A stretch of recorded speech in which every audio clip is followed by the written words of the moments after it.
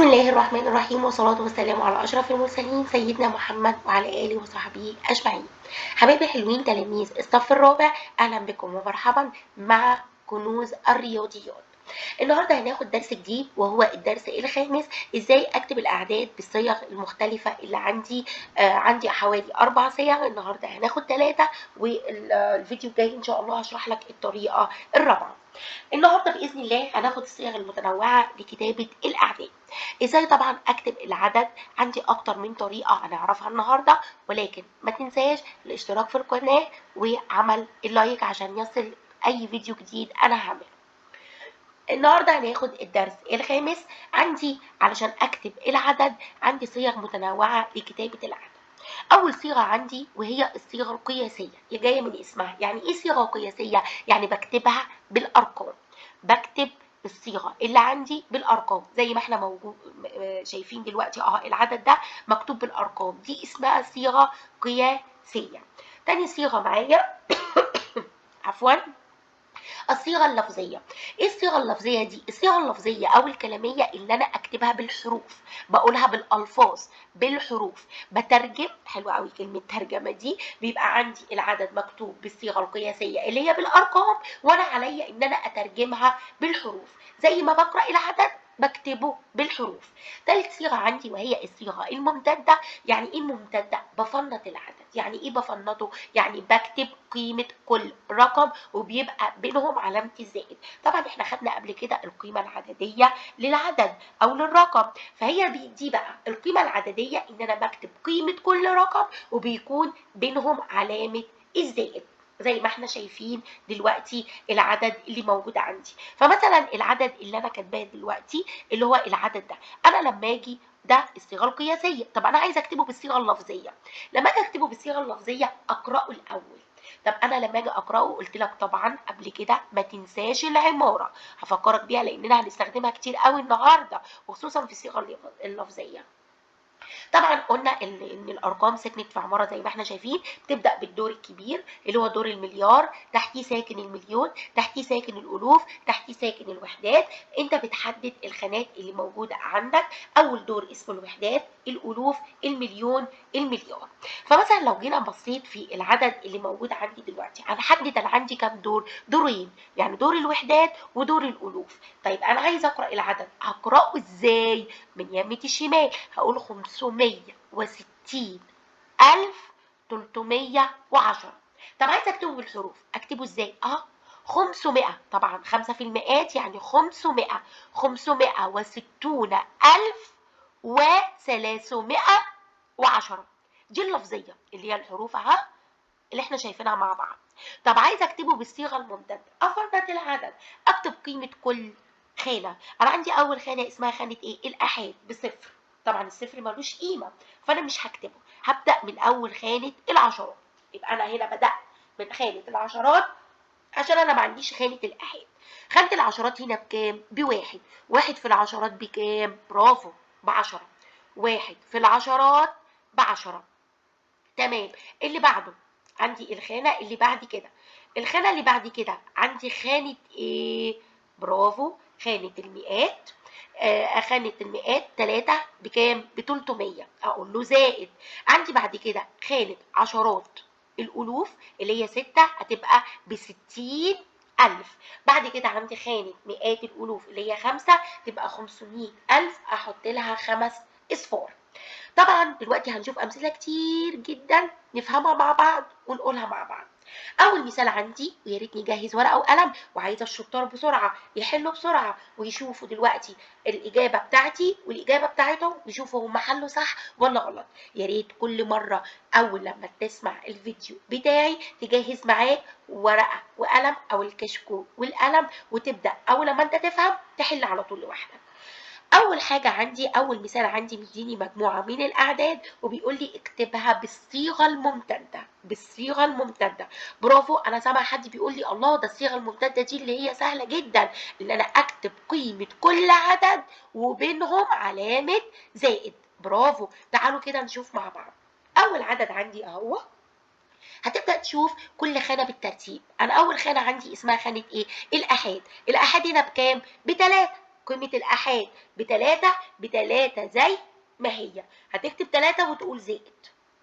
تاني خانة عندي خانة العشرات بكام؟ 9. 9 بالعشرات بكام؟ ب90. أو أنت تبقى عارف إن أنت هتزودها صفر. الخانة اللي بعدها خانة إيه؟ برافو، المئات. المئات عندي بكام؟ ب5.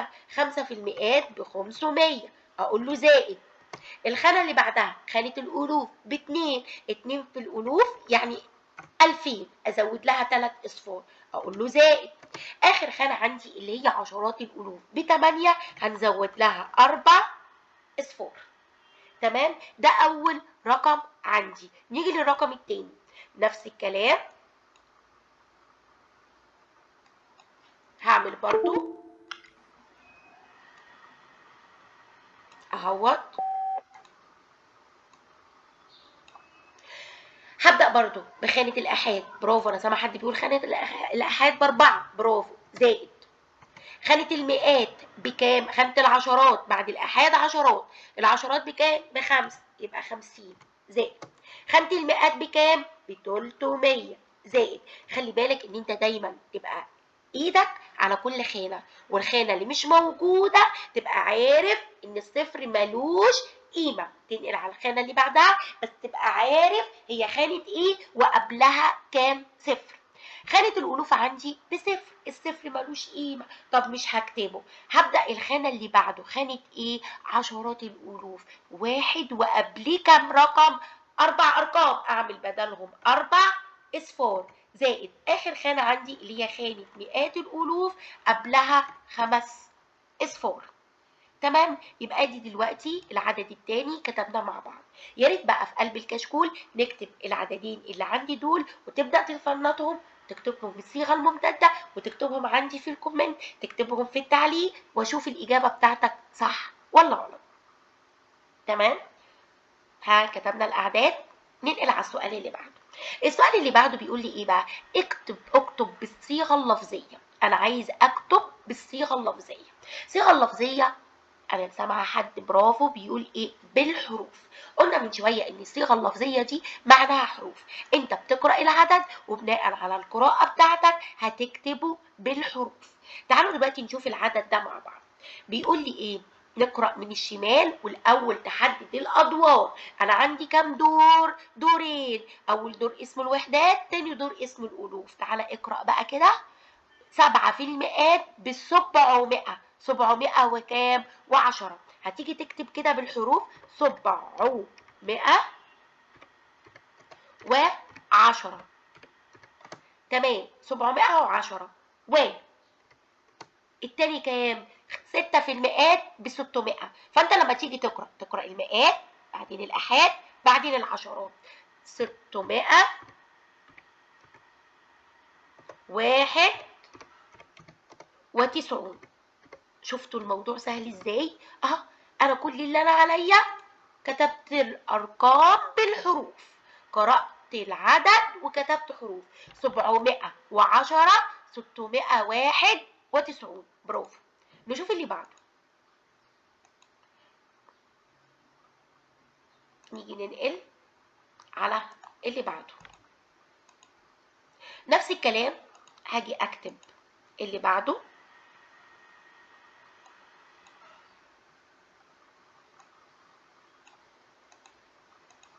ننقل برضو.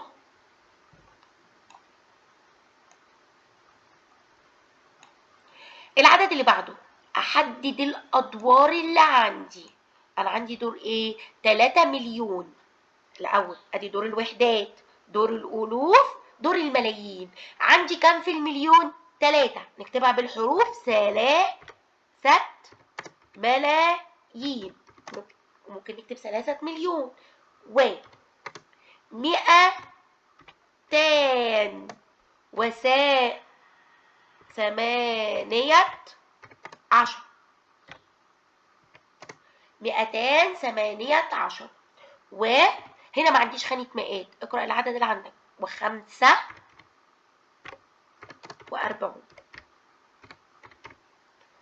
تمام، و45. شفت بقى الموضوع سهل جدا جدا، ما فيهوش اي مشاكل زي ما احنا شفنا دلوقتي. ادي تاني عدد اتكتب ازاي.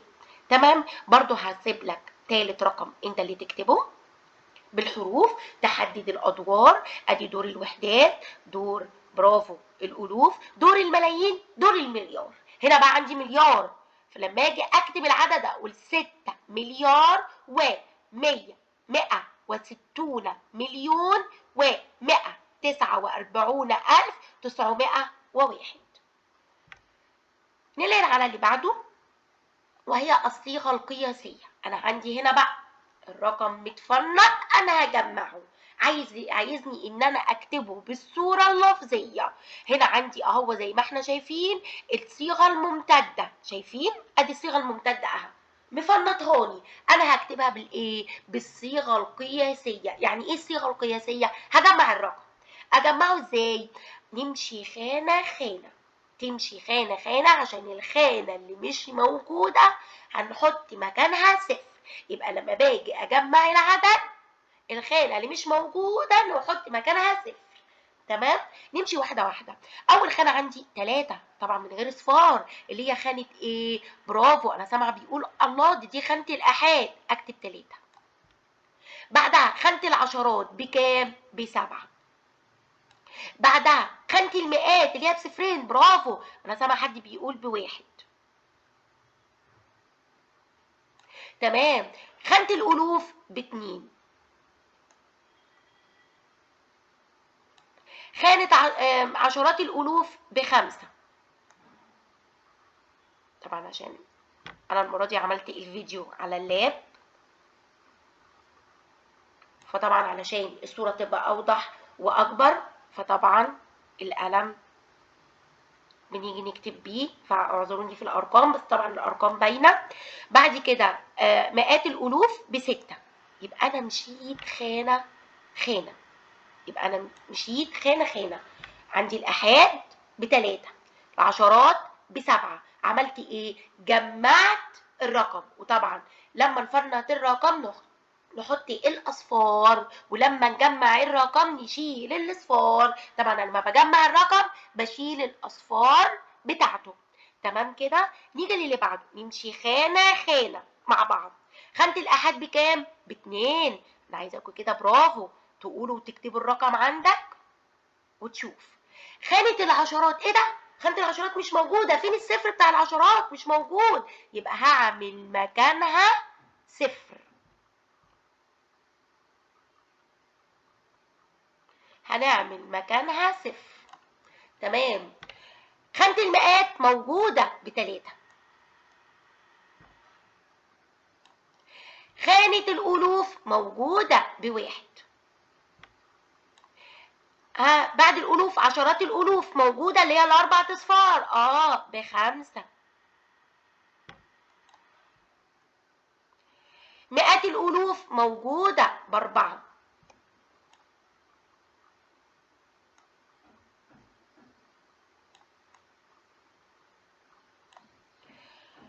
بعد مئات الألوف الملايين، برافو، اللي هما 6 صفار موجودين ب9.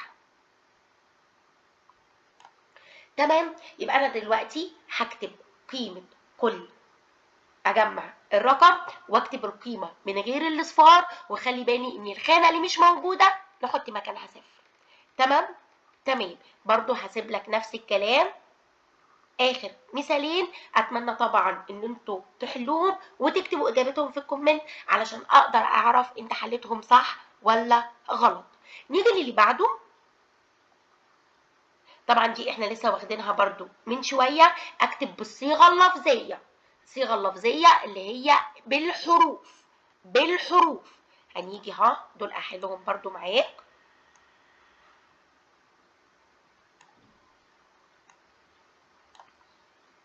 تعالوا نقرأ العدد. ادي خانة الوحدات او بيت الوحدات او دور الوحدات، وادي دور الالوف. كم في دور الالوف؟ 41. فانا هكتب 41 ألف وكام؟ برافو، 6 في المئات ب609.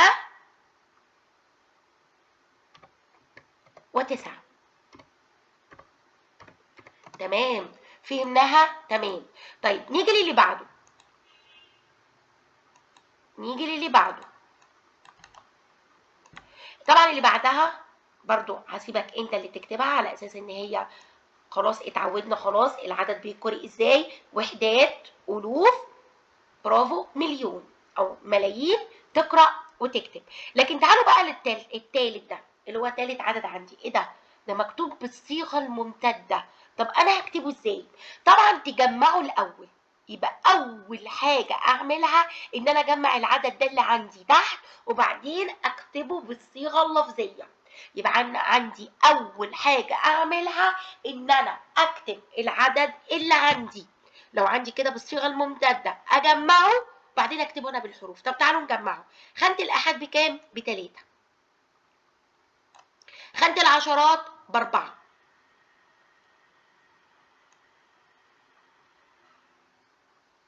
خانة المئات، برافو انا سامعة بيقول ايه اهيا. بصوا كاتبها فين؟ المئات اللي هي ب0. يبقى انا عندي الاحاد، العشرات اللي هي ب0، المئات عفوا اللي هي ب0. خانة المئات ب0 اهي بكام؟ ب8. برافو. عفوا القلم. الالوف ب5.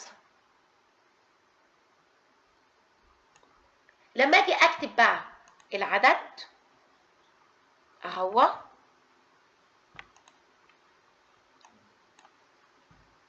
نعمل 8 تاني.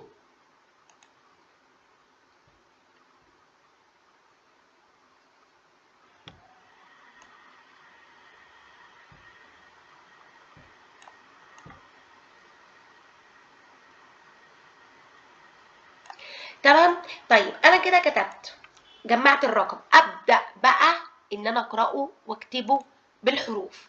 ابدا ان انا اقراه واكتبه بالحروف. هنكتبه كده مع بعض. نعمل على طول طبعا، ما ننساش الفصل عشان نعرف 3 ارقام والفصله بتاعتي. ادي بيت الوحدات وادي بيت الالوف. بيت الالوف فيه كام؟ برافو 5. بيت الالوف فيه 5. فانا لما اجي اكتبه اقول له 5800. 800 كام؟ 43. تمام. يبقى ادي العدد اتكتب عندي، الدنيا تمام ومفيش اي مشاكل. بعد كده ادي العدد. تمام. نيجي بقى بعد كده مديني بقى صيغه لفظيه اللي هي الحروف وبيقول لي اكتبها بالصيغه القياسيه. مديني حروف وعايزني اكتبها بالصيغه القياسيه، يعني اكتبها ارقام. طبعا اهم حاجه بقى، اهم حاجه وانت بتكتب تخلي بالك من الادوار، تخلي بالك ايه اللي موجود وايه اللي مش موجود. ونصيحه بقى مني ليك، دايما اكتب العدد الاول هنا وابدا جمعه. يعني ايه؟ يعني مثلا دلوقتي تعالوا نشوف بقى واحده واحده. هنا مكتوب 9000 فانت هتروح كاتب 9. تمام. هنا 700 يعني خانه المئات. العشرات مش موجوده، بيقول لي 701. تمام. بعد ما انت كتبت الرقم ابدأ بقى جمعه هنا. احنا قلنا قبل كده ان انا عندي خانة الالوف، عندي سوري الوحدات، عندي العمارة بتبدأ بالوحدات، الوف، ملايين، مليار. انت هتبدأ تدور ايه الادوار اللي موجودة عندك. انا عندي هنا مليار، لا. عندي مليون، لا. عندي ايه؟ بيت الالوف. بيت الالوف مكتوب فيه كام؟ 9. فانا هروح كاتبه 9.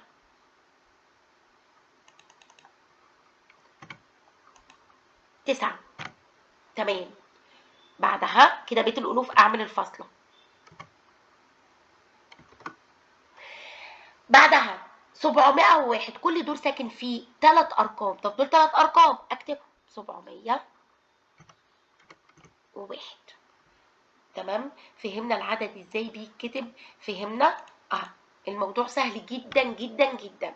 يبقى انا كتبت 9000 ادي بيت الالوف ب9 فاصله 701. نيجي للي بعده، بيقول لي 15 مليون. 15 يعني 15 مليون. 15 يعني 15.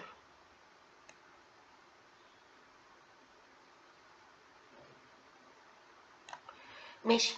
530,000. 500 يعني خانة المئات، و30 يعني 30. تمام. 906. 900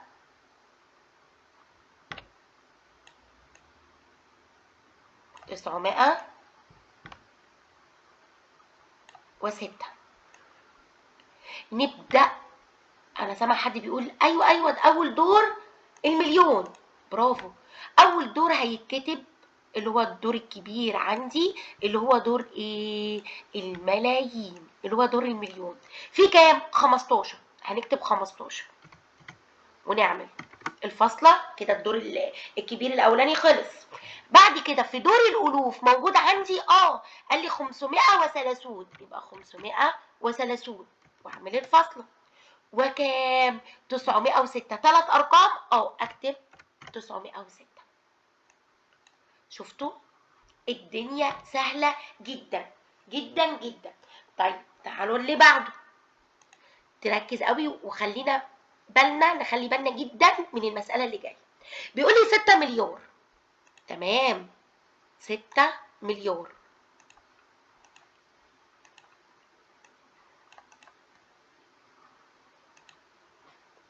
6 مليار. 6 مليار. يبقى ادي البيت الكبير عندي، بيت المليارات 6. بعد كده الدور اللي بعده ايه؟ المليون. المليون عندي هنا كام رقم؟ 3 ارقام، 521. الدور اللي بعده دور الالوف، عندي كام في الالوف؟ 195. اخر دور عندي مكتوب كام؟ 3. ايه ده 3؟ 3 يعني رقم واحد بس، واحنا قلنا كل دور بيسكن فيه 3 ارقام، ما عدا طبعا الدور الكبير. الدور الكبير عادي يسكن فيه رقم، رقمين، 3. اهم حاجه الادوار اللي ساكنه تحته. الادوار اللي ساكنه تحته لازم كل دور يبقى 3 ارقام. لو ما بقاش 3 ارقام العماره تقع. فلازم تركز قوي، الثلاث ارقام موجودين في كل دور ولا لا. الدور الكبير عندي 6، اوكي كتبت 6. لازم الادوار اللي تحتيه تبقى 3 ارقام. 521 3 ارقام في الملايين، كتبت في 521. 3 ارقام 195,000 كتبته في بيت الالوف. طب البيت الوحدات 3، لا احط صفرين وبعدين التلاتة.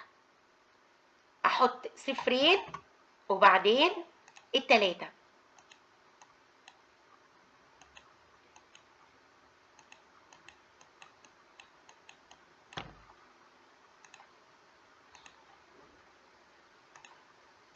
تمام. احط هنا الصفرين وبعدين التلاتة.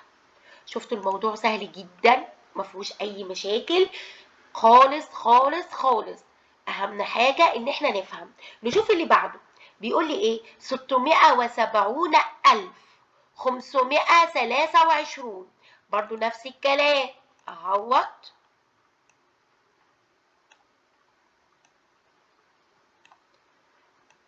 عندك طبعا ان انت تكتب الارقام هنا، نكتبها على طول. ايه البيت الكبير عندي؟ هنا في المسألة بيت الالوف مكتوب كام؟ 670,000. تمام. وكام؟ 500 يعني 5، بعدين خانة الآحاد وبعدين خانة العشرات 23. 523. تمام. اللي بعده 2006. 2006. خلي بالنا قوي من الكلام.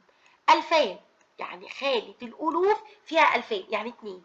2000 يعني 2. 6 برضو هنا بيت الوحدات 6، ما ينفعش، لازم تبقى 3 أرقام. طب دي 6 رقم واحد بس، أحط الصفرين والستة. فهمنا؟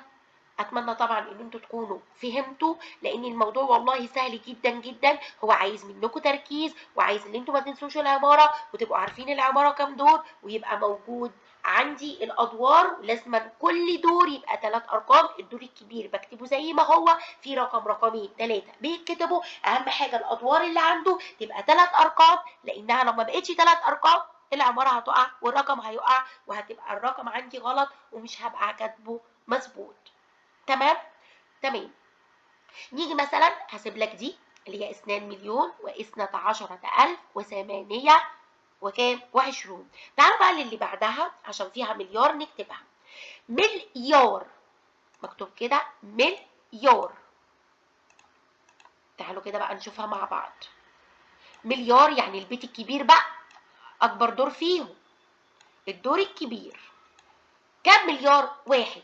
هكتب 1 واعمل الفصل.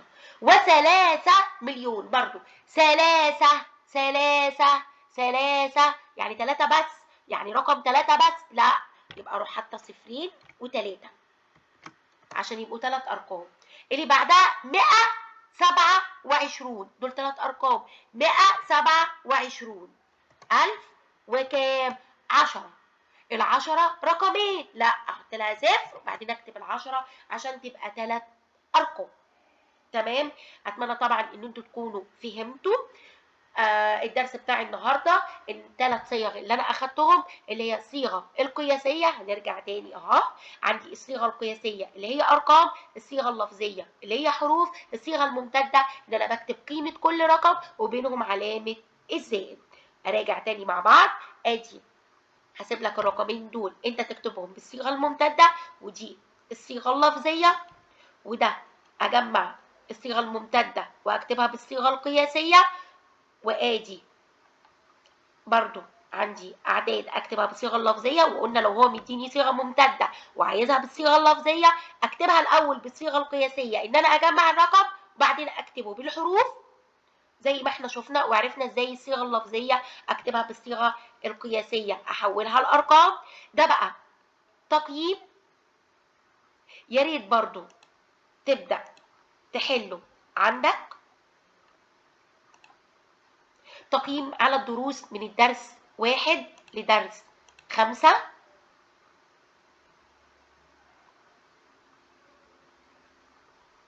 اهو.